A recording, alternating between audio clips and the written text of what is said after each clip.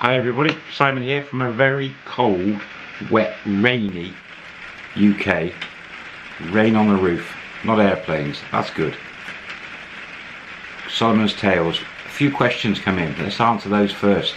Solomon at this point was carrying his passport all the time in his pocket and money most of the time. But that last night he had money stashed. He could have woken up with no one in his bed and all that gone. Very possibly. So there was no safe at this time. And also the names, people are asking, a little bit of confusion.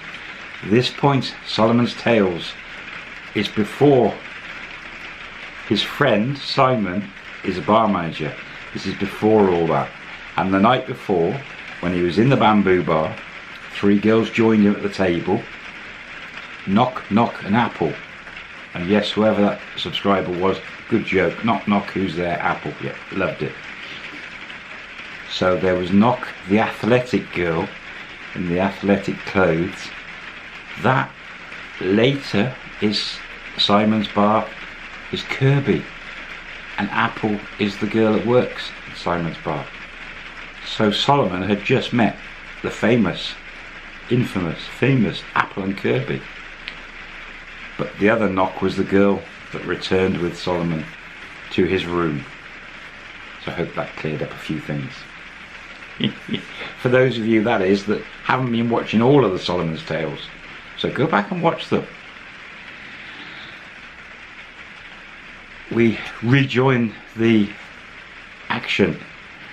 Solomon has gone back to bed, crashed, he'd been drinking vodka Red Bull. The Red Bull, as I mentioned, in Thailand, you can buy the original Red Bull, but then there's these little bottles. One is called M150, the locals call it M Roy Hassip, or Lippo, and they're very strong equivalents to Red Bull. Somebody did tell me they're about 3 times the strength, and those Red Bulls react with your body in different ways. Very good, those Red Bulls. Solomon's fast asleep. Hours later, could have been loads of hours later, he's woken. Both the girls have woke up. Now, at this point, Solomon didn't know Knock and Ning were friends, but he woke up to hear them talking and thought, oh, but they were laughing and chatting. So he's like, ooh, a bit confused. Turns out Knock is one of Ning's girls who lives in the same room as Ning. Ning shares a room down the road with 3 other girls. Yeah. So this girl Knock, Ning had actually set it up and set Solomon up. She'd said a few days before that you need a girlfriend, you want a girlfriend. She'd actually set this up. How she orchestrated it, I don't know, but how did she know Solomon was going to be in the bamboo bar? Was she following it? Don't know. But anyway, so Solomon's stirring, these are chatting away.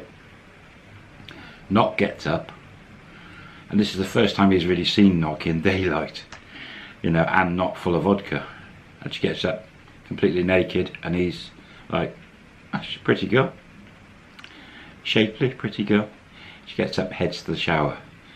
Then Ning slides across while she jumps up on her knees in Solomon's face. And remember, he's still fast asleep, and she blatant comes out with it. You like Knock? Good aerobics teacher? Now Solomon, as I say, fast asleep. So he pulls her face, because he was partly drunk.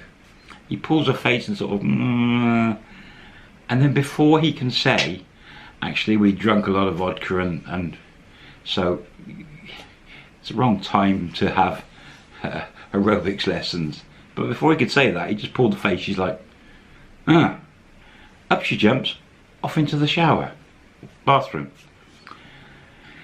lots of talking, and it was sort of a little bit heated by the sounds of it. Anyway, that went on for a few minutes, and then out came Knock, got dressed, smiled at Solomon, waved her phone at him and said, you know, call me. Exit, sharp right, out the door. Now, then Ning's pulling Solomon's leg. I get it. Excuse the pun. Shower. And he's like, oh, and he flicks the covers and he's naked. Anyway, he's just like, whatever. Heads to the shower. Ning comes round, pushes him into the shower, and at this point, the unexpected happens. And Solomon, many years later, has fond memories of this 24-hour period. As probably a lot of men do at some point in the past, that what if I'd done this, you know, memories play strange thing, havoc on. She pushed him into the shower, which was still running. They hadn't turned it off when Knock had finished. Still running, pushed him in. 10 seconds later, she comes into the shower as well.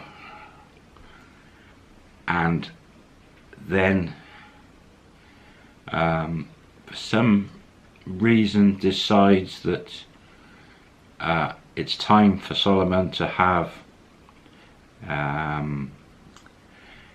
more aerobic lessons, maybe more advanced lessons. Anyway, shower, bed, shower, bed. A little while later, was Solomon with a huge smile on his face, and Ning get dressed. And Ning says, I'm hungry, food. Now, Solomon, he's not looking for a girlfriend really, a wife. That Knock, she wasn't wife material. It's just something that didn't click. She hadn't asked for money. And Solomon's starting to analyse, trying to analyse what is going on with some of these girls. He's coming to the conclusion, he's learning that guys, foreigners, are coming to Asia. They're going around bars, clubs, restaurants, hotels, whatever. They're meeting a girl. Quite often, could be a girl working in a bar who's a barmaid, or a DJ, or just a service girl bringing drinks.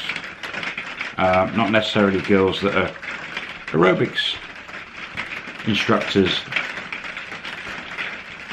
and selling their services as teachers. So it could be these girls' service, and Solomon's thinking, so guys are coming over, they're dating these girls, they're falling for them, and they've got to go back home. They've got to go back home for work and make money, but don't take the girls with them. So a lot of these foreigners decide that they would like that girl to leave their job. They don't want those girls in that environment, whether the girls said they don't like it or whatever. And the guys will send them money to stop working in that environment and maybe either go back to their family or just to relax in that area. Now this is Frozen. She's got a foreigner who's sending her money. Not a lot of money, but it's enough for her to live, pay for her room and food and things. But she did have a Thai boyfriend, so that's naughty. Ning was the same. She had the foreigner sending her money, good money, and she was, apart from what she was doing with Solomon, was loyal to him, which was really good. And this is what was messing with Solomon's mind. He didn't want to be messing around with a girl that's involved. So that was pulling at his heartstrings a bit. But there seems to be quite a lot of these girls, and this Knock, later he found out off Ning, again was the same. She used to work in a bar, and she did work as an aerobics teacher. But she had a foreigner sending her money. And these girls they were missing something.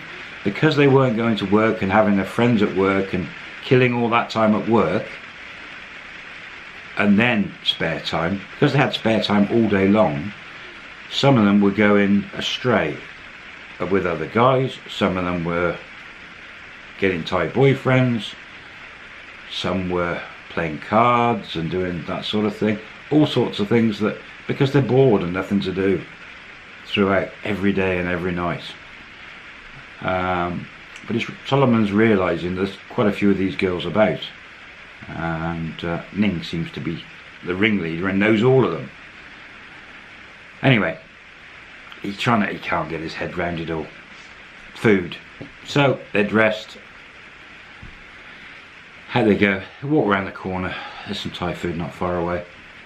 Breakfast. It must be late morning, coming up for lunchtime. And they go off and get food. And Solimon, he's woken up, wide awake. Ning seems happy.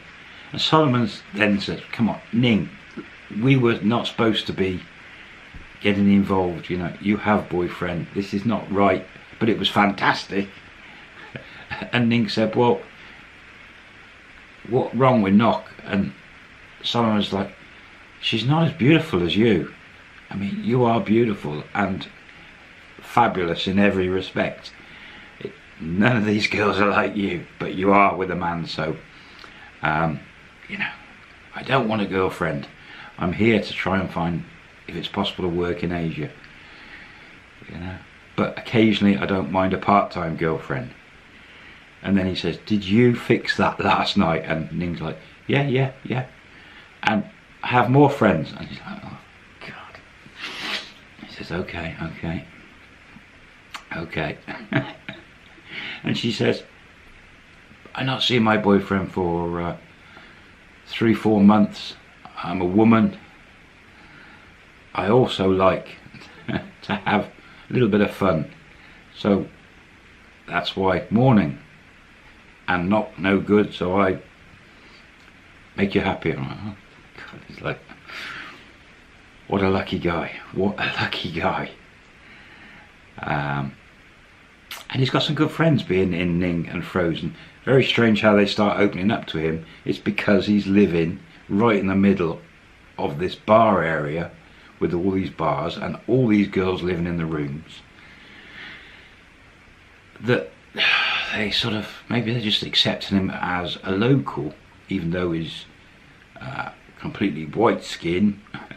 He's a foreigner, obviously, different build to the Thai guys, but they're getting familiar with Solimon around, so yeah, opening up to him. So for you guys that actually want all that, you can now go and find it. You know how. Dear. Anyway, so I get third lunchtime. Is it a few more days before that one pool competition? There's nothing happening before then. Some of the contest pool contests I haven't told you about that Solomon's gone in. He's lost completely. So you know that he has lost quite a few. His money is he's living off the pool money. He's lucky he's not touching his capital, which is good. You know, he's got a few bob in the bank. 3 months, it's probably just about 3 months. It's time for update his visa and go and get another month stamp. So again, if you haven't watched the previous ones, 15 years ago you could have a month stamp when you landed in the country, tourist visa, for 30 days. You then go to immigration, get a 30-day extension. Then you had to leave the country, walk out, walk back in, start the process again, rinse and repeat. So he's got about another 4 weeks before he's got to leave the country again. So that's in his mind. It's always a worry when you're there with the visas and things in your back of your mind. So he's got that to do. And he's also got to get his license back, frozen. So Ning says that she's going to head off home, means more sleep. Anyway, he gets on the phone, he thinks, I'm going to get Frozen. Gets hold of Frozen, she's around. He says, I need to get my driving licence. And she said, yeah, I'll sort. He said, I got to go to immigration. She says, I'll go get licence, see you immigration. Come see you. Okay. So he heads off down immigration. Straightforward, gets his stamp, fills the forms out, pays the money, and comes out. A little cafe outside next to the woman that's doing photocopies and photos and things for foreigners, helping with their visas. He gets out there, gets a soft drink, and I don't know, 15-20 minutes later, Frozen turns up. She got his license. 200 baht she paid. She just walked in, paid money, come back. Don't know. Fine paid. He gives him his license, tells him, and here's the money. Bang. So it's not long before he's had some breakfast, and Frozen's like, I want food, and he's like, oh, Thai women eat all the time. And he's like, okay, I not want food, but I'll have coffee. So they head up to the top of the soy, up onto Second Road, stop, more food. He just drinks coffee. And he tells Frozen what had happened. Oh, we're going a bit over time. Never mind.